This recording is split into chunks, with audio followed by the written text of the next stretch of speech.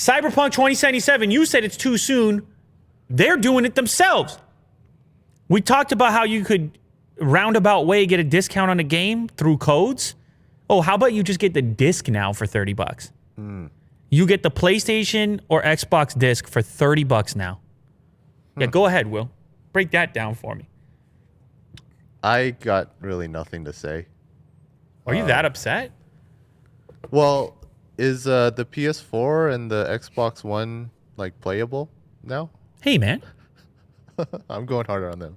Hey, man. Jeez. Because Yeah, you remember their statement. We're gonna update. We're gonna fix it. Stay in there. Hang in there. We're here to stay. No, that means nothing to you. No. I still have hope for 2077. It's a great game on the PC, which I played. Let me just say something to you. I think this is a key thing to put in there. The problems were on the PS4 and the Xbox One. The base model. The base model, edition. early version. Yeah. This version of the game for $30 is also for PS5 and Xbox Series X, in which it does run better. Yes. So all those people just got a discount too. Yes. Who aren't going to run into issues. So that's a win for them if they want to play the game and they were holding off.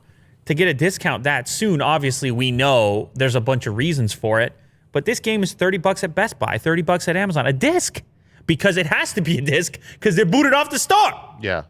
No digital download for them. Anyway, they say that once this thing gets upgraded, the game gets upgraded, your disc will turn into a true version of the next gen version. So it's like PS5. an investment.